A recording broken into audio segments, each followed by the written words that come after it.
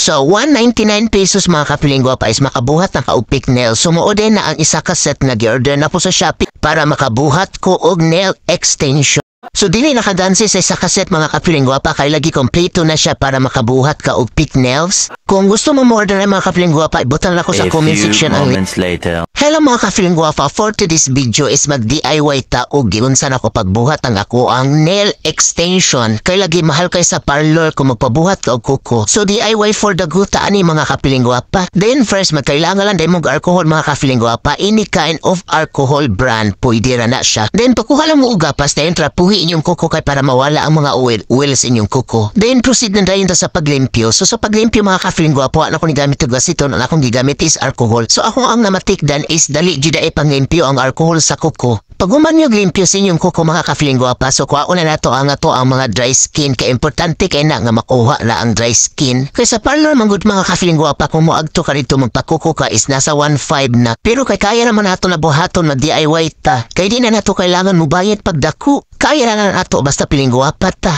Humalo kalimpyo tanan sa tong kuko mga kapiling gwapa, so magbutang na dayon taong biskot. Isa na sa kailangan kay sa tong kuko. Dayon ibutang na nato sa UV light ang atong kuko og 60 seconds mga kapiling gwapa para muuga siya. Mao din akong right hand mga kapiling gwapa, grabe ka bate. So ako naghinluan daan kay para ready na para unya. Dayon yung kalimti og bill cutters yung kuko, kailangan move on nato daan nato ang kuko. Kay para dugay ang tubo niya, ug ma-enjoy pa nato ang ato ang kuko. Kay medyo lisod-lisod ra siya buhaton, so kailangan isulit talan jud nato ni parihog lam. Ug ayo jud mo kalimot og butang og base coat kung mahuman mo limpyo sa mga kuko mga kapiling gwapa. Kay isa na sa pinaka-importante sa tuang kuko. Dayon isulod lang na ninyo sa inyong UV light og 60 seconds to 1 minute para sure na mauga jud siya, so kailangan jud nato. Samtang nagpauga na mo mga kapiling gwapa, pagpili na mo og mga pick nails na bagay sa inyohang size sa inyohang kuko. Umauna ni nga fully gel nga atong gamiton mga kapiling gwapa. Inana din ako pagbutang ako ang fully gel mga kapiling gwapa kay medyo dali ra siya buhaton. Push lang ninyo hinay ang pick nails mga kapiling gwapa kay para dili daghan ang kalat. Dayon ko unang na ninyo ang excess diha sa daplin. Kung di na siya makuha mga kapiling gwapa is muuga na siya. Dayon isod na dayon siya pagkuha pag muuga na siya mga kapiling gwapa, then imutang na sa UV light og 60 seconds. Dayon ikatag lang ninyo ang ilalom sa inyong kuko mga kapiling gwapa. Then importante ang kanang mga kilid-kilid nga mabutangan na siya. Kay og di na mabutangan ang mga kilid-kilid mga kapiling gwapa mo na hinungdan og dali mabali ang inyong kuko. Dayon same process rasad mga kapiling gwapa, magbutang gapon tag fully gel, then i-push namin yung ginahinay ang ato ang clear na pick nails kay para dili daghan ang katag sa kilid. O kanina tayo mga kapiling gwapa, isa ko na siyang gipalupitan kay para makaproceed ko sa ilalom sa ako ang kuko. O kan sa ilalom sa kuko mga kapiling gwapa is kailangan din na siya nga matarong nato na siya diha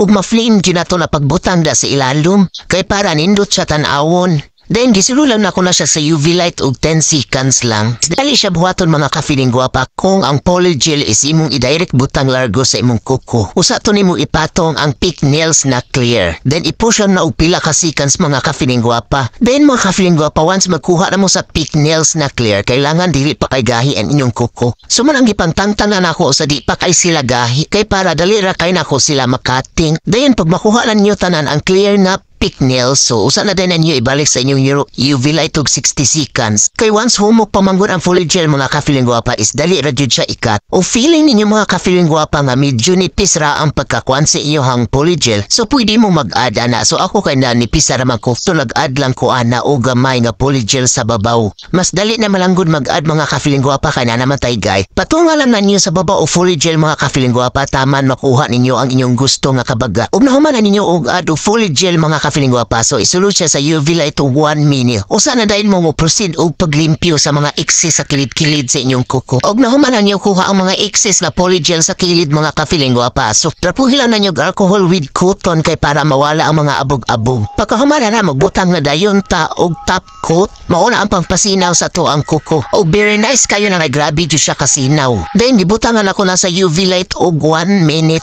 to 2 minutes, depende kung gano'n sa amooga ang top coat. Dahil nagbuta na sa glitters na gold ana mga kapiling gwapa sa ako ang kumingke. Sila na nakadali magbuhat og thick nails mga kapiling gwapa, so no need na magto og parlor. Then inana na pagkahuman sa to ang nails, so super pretty, I like it. Og dili na tanahuman mga kapiling gwapa, palihog lang, buy or follow for more.